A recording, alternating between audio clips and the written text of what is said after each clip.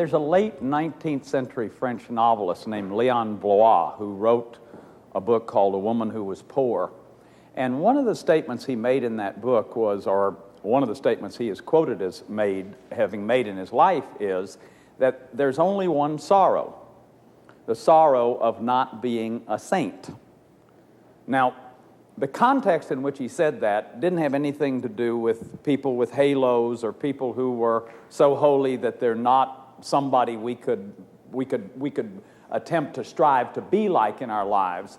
What the context of that statement was is the sorrow is that people miss the mark, that they're not whole. Holiness is wholeness, that you don't become the person you were meant to be. That you go through your life, you're born, you go through your life, and you die, and you never become the person that you were meant to be. That of all the people who have ever lived, you're the only one like you. The poet says, what I do is me, for that I came. That I came. I came into this world to be me. And so the question is, who am I? And as you listen to this series and as you listen to me tonight, that's the question I want to focus on for you throughout the series, because I think that is the crisis in the family today, that people have lost a sense of themselves, that we have what I would consider the universal human problem, a wrong perception of ourselves. In one sense, that's the only problem. In all the years of counseling that I've done, that's the problem that emerges over and over again, a wrong belief about ourselves. People have a wrong belief about themselves. And out of that wrong belief comes wrong choosing. The choices I make in my life depend on the belief I have.